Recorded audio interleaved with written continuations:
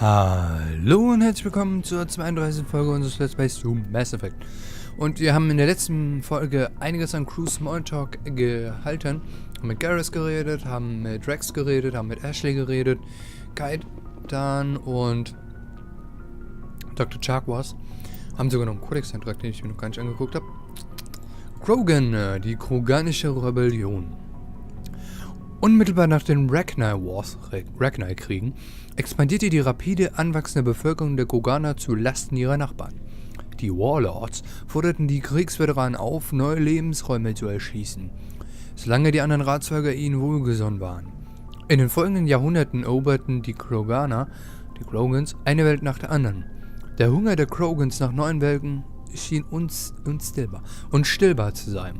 Als der Rat die Kroganer aufforderte, sich von der asarischen Kolonie Lucia zurückziehen, reagierte der kroganische Overlord Craddock darauf wenig diplomatisch. Ach, meine Güte, ey, ich sollte aufhören, vor den einzelnen Folgen immer noch ein bisschen was zu trinken. Indem er den Rat drohte und wutentbrannt die Citadel verließ. Aber der Rat hatte Vorsichtsmaßnahmen ergriffen. Denn bereits vor diesem Vorfall waren die meisten STG-Agenten und Nassari-Jägerinnen in einer geheimen Beobachtungseinheit zusammengefasst worden, der Abteilung Special Tactics and Reconnaissance. Die Spectres öffneten den Krieg gegen die Kroganer mit gezielten Schlägen auf strategische Ziele des Gegners. Ganze kroganische Planeten versanken aufgrund eines in das Extranet eingespeisten Computervirus in Dunkelheit. Sabotierte Antimaterie-Raffinerien wurden in blau-weißen Explosionen pulverisiert. Hauptquartiere wurden durch Selbstmordanschläge in Raumfrachtern in Schutt und Asche gelegt. Aber dennoch wurden dadurch das Unvermeidliche nur aufgeschoben. Als der Krieg gegen die Kroganer schon verloren schien, trat der Rat erstmalig in Kontakt mit den Turianern, die auf die Bedrohung durch die Kroganer mit einer Kriegserklärung reagierten. Selbst aus der vom Rat und den Kroganern abgewandten Galaxieseite heraus waren die Turianer in der Lage, blitzschnelle Angriffe in die schwach gesicherten Gebiete der Kroganer auszuführen. Die Kroganer antworteten darauf, indem sie Raumstationen und Asteroiden auf turanische Kolonien stürzen ließen. 3 Welten wurden so stark beschädigt, dass sie alles unbewohnbar abgeschrieben werden mussten. Aber gegen die Turianer erwies sich diese Kriegsführung als kontraproduktiv. Jeder Turianer sieht sich an erster Stelle als Diener seines Volkes und ist jederzeit bereit, sein Leben zum Schutz der anderen zu opfern. Die Strategie der Kroganer führt nicht zu Kriegsmüdigkeit bei den Turianern, sondern stärkte nur ihren Widerstandswillen. Durch das Eingreifen der Turianer wurden viele Welten davor bewahrt, der Brutalität der marodierenden Flotten der Warlords zum Opfer zu fallen. Aber erst die Entwicklung der Genophage-Biowaffe vermochte diesen Krieg zu wenden. Die Jahrzehnte danach waren von Aufständen geprägt. Aufständische Warlords und Gruppen weigerten sich zu kapitulieren oder verbargen sich in den galaktischen Grenzbereichen, um Piraterie zu betreiben. Ja, die Krogans haben eine ganz schön fiese Hintergrundgeschichte. Tagebuch. Wir könnten jetzt 3 Sachen in der Main Quest machen. Yara Tessoni finden, nach Novera oder nach Pharos. Da haben wir alle möglichen Möglichkeiten. Wir gucken mal. Wir können sogar noch ein paar Punkte für Spectre verteilen. Ich würde aber echt gern mehr auf Präzisionsgewehr hauen, weil das Gewackel mir beim Zielen ziemlich auf den Keks geht. Dann Ausrüstung. Wir haben Gladiator, okay. Pistole und eine neue Rüstung leicht. Gladiator 2. Die nicht viel mehr bringt, aber ich ziehe sie einfach mal an. Wie sie aussieht. Na, ziemlich standardmäßig. Machen wir lieber Skorpion wieder rein. Die bringt uns mehr. Jetzt schauen wir nochmal im Maschinenraum. Und damit haben wir eigentlich alle Räume dann auf der Normandie abgecheckt. Und können danach wohin weitergehen? Zur Galaxiekarte. Sprechen wir mal mit Tali. Your ship's amazing, Shepard. I've never seen a drive core like this before. I can't believe you were able to fit it into a ship this small. I'm starting to understand why you humans have been so successful. I had no idea Alliance vessels were so advanced. Man muss mal darauf achten, dass man in ihrem Visier ein Gesicht erkennen kann. Schemenhaft. Das ist mir damals nie aufgefallen. Am Anfang. Also relativ spät im ersten Mass Effect. Spezielles Schiff. The Normandy's a prototype. Cutting edge technology. A month ago, I was patching a makeshift fuel line into a converted tug ship in the flotilla. Now, on board one of the most advanced vessels in Citadel space. I have to thank you again for bringing me along. Traveling on a vessel like this is a dream come true for me. Ihr Interesse an Schiffen? I had no idea you found ship technology so interesting. It comes with being a Quarian. The migrant fleet is the key to the survival of my people. Ships are our most valuable resource. But we don't have anything like this. We make do with cast-offs and second-hand equipment. We just try to keep them running for as long as we can. Some of the fleet's larger vessels date all the way back to our original flight from the Geth. Das war vor 300 Jahren. I can't believe your fleet's still using ships that are 3 centuries old. They're constantly being repaired, modified, and refitted. They aren't pretty, but they work. Mostly. We've tried to make ourselves as independent as possible on the flotilla, grow our own food, mine, and process our own fuel. But some things we just can't make on our own. A patch to maintain the hull integrity requires raw materials we just don't have. That's why our pilgrimages are so important. Dann fragen wir Teilnehmer noch ein wenig über die Quarian aus. Tell me about your people. Our lives aren't easy. Resources are scarce, and we are constantly on the move. Everything we do must in some way contribute to the continuation of the migrant fleet. There are 17 million Quarians in the flotilla, and each of us relies on the others for survival. The bonds among my people are strong. Unfortunately, we have had to surrender many of the freedoms and civil liberties other species take for granted. Okay, zum Beispiel? What kind of freedoms? Well, it's illegal for parents to have more than one child. If our population grows too much, it would strain our resources to their breaking point. Of course, we also can't allow our numbers to become too few.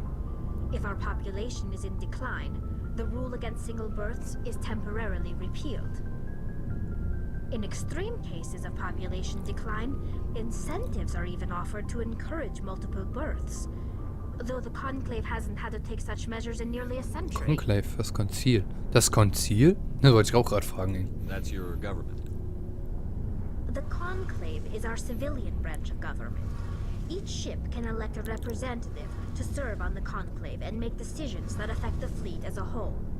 On matters that affect an individual ship, however, the captain has the final say. It's a tradition that dates back to the early days, when the fleet was governed by martial law. Fortunately, most captains nowadays are smart enough to have an elected council from their crew to give them advice and guidance. Es ist so eine Art Demokratie. So the ultimate power rests with elected officials. In practice, the Conclave and the respective council for each ship tend to set the rules that govern our daily lives. But in theory, we are still under military jurisdiction. The 5 top-ranking military officials in the fleet serve on the Admiralty Board. These 5 have the power to overrule any decision by the Conclave in case of emergency. To do so requires unanimous agreement among the Admiralty, and they can only do this once. After that, the entire board must resign their posts. It's a safeguard that served us well. In nearly 3 centuries, the Admiralty Board has only overruled the Conclave 4 times. Diese Idee, dass sie sich auflösen müssen, wenn sie so eine extreme Entscheidung getroffen haben, ist eigentlich nicht schlecht. Wir fragen Sie noch ein wenig über die Geschichte mit den Geth aus. I want to know more about the Geth. I doubt I can tell you anything you don't already know. It's been almost 3 centuries since they drove my people into exile. All I know is the story of their origins. What they were when we created them, and how they turned on us. Dann erzählen Sie mir einfach davon. Interesting. The Geth were originally created to serve as an automated manual labor force. Initially, their intelligence was as limited as any VI. Over time, we made small modifications to their programming to allow them to perform more varied and complex tasks, bringing them closer and closer to true AI status. Okay, illegale How KI-Forschung. come the council didn't step in and stop you? This wasn't true AI research. We may have been skirting the bounds of the law, but we never did anything that was actually illegal. The changes were so insignificant, so gradual, that we were able to control them. Or so we thought. But one thing we underestimated was the power of the neural network.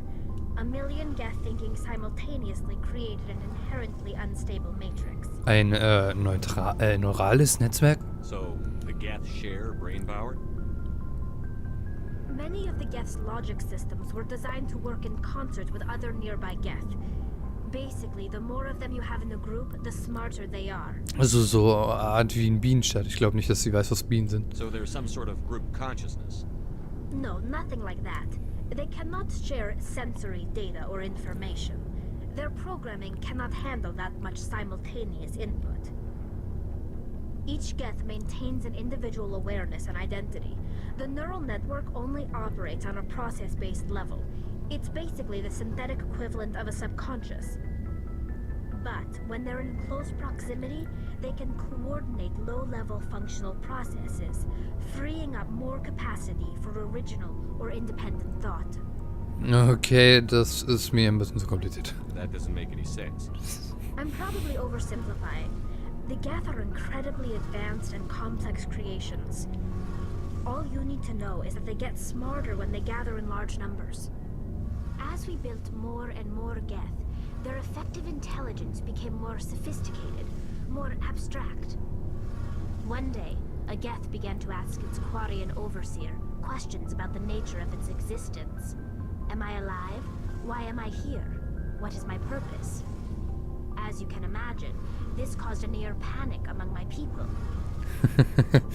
Ich glaube, mich zu erinnern, dass in einem späteren Teil wird, ich glaube Mass Effect 2 ist es oder 3, da wird diese Geschichte nochmal aufgerollt. Und ich glaube, dass dieser Geth damals gefragt hat, habe ich eine Seele? Das war, glaube ich, dieser Satz. Ja, warum? I don't see what's so bad about those questions. The Geth were created to engage in mundane, repetitive, or dangerous manual labor. That's fine for machines, but it won't satisfy a sentient being for long. The Geth were showing signs of rudimentary self-awareness and independent thought. If the Geth were intelligent, then we were essentially using them as slaves. It was inevitable the newly sentient Geth would rebel against their situation. We knew they would rise up against us, so we acted first. A general order went out across all Quarian-controlled systems to permanently deactivate all Geth. The Geth responded to this order violently. Na gut, sie haben sich verteidigt. Can't blame them for fighting for their survival. We had no other choice. The Geth were already on the verge of revolution. By acting quickly, we had a chance to end the war before it began. The hope was that most of the Geth would still be little more than machines, incapable of organized resistance. But they had progressed much further than anyone anticipated. The war was long and bloody. Millions upon millions of Quarians died at their hands. In the end, we were forced to flee our own homeworld. We feared the Geth would pursue us, but they never came beyond the veil. Now we drift through space, exile, searching for a way to reclaim what was once ours. Okay, sie haben sich verteidigt und geschieht ihnen recht, will ich nicht sagen, weil es ist böse. Und ich mag halt Tali, wie bereits erwähnt. Wir fragen sie ein wenig über die Pilgrimage I want to aus. know more about the pilgrimage. When my people reach maturity, we leave our birth ships and seek acceptance with a new crew. It's necessary to maintain genetic diversity among the fleet. But no ship wants to accept someone who will be a burden on them. So, to prove our worth, we embark on a pilgrimage. We set out alone, leaving the flotilla and our families behind us. We only return once we have found something of value we can bring back to the fleet. This is presented as a gift to the captain of the respective ship we wish to join. If the gift is accepted, we are welcomed into the crew. Kann der Captain auch das Geschenk Can a verweigern? captain choose to reject the gift? That doesn't happen often. Most captains are eager to increase the size of their crew. It increases their own standing in our society. Even when the gift is not particularly valuable, the captain usually accepts it out of a sense of tradition. However, there is a stigma to presenting a substandard gift. It's not the best way to make a good impression on a new community. Most pilgrims don't return until they find something worthwhile.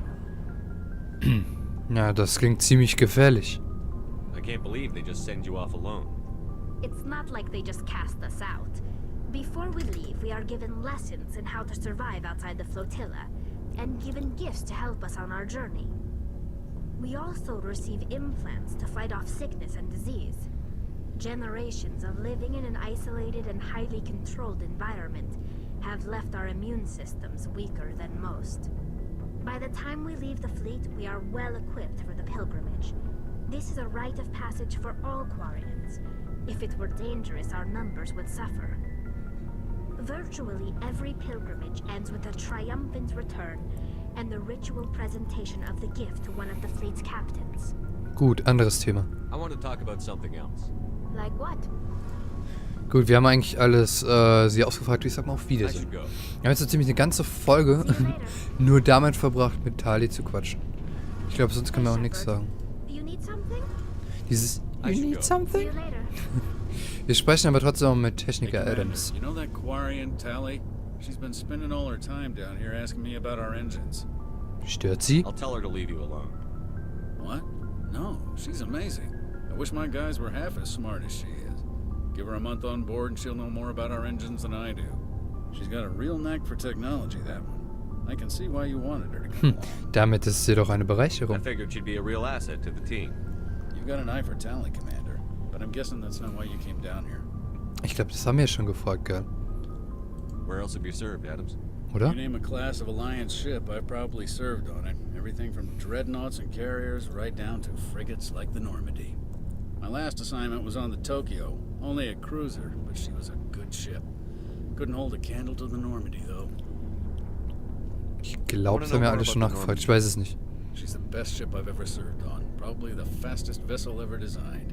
And she's the only one using the new Tantalus drive core. Antriebskern? What's so special about the Tantalus drive core? Proportionally, it's about twice the size of any other vessel.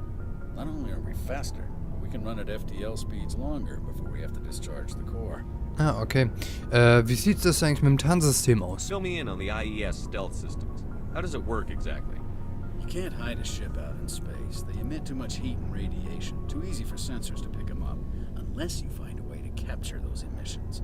So our stealth systems trap the energy we give off in storage sinks built into the ship itself. No emissions to give away our location. Eventually the sinks have to be vented.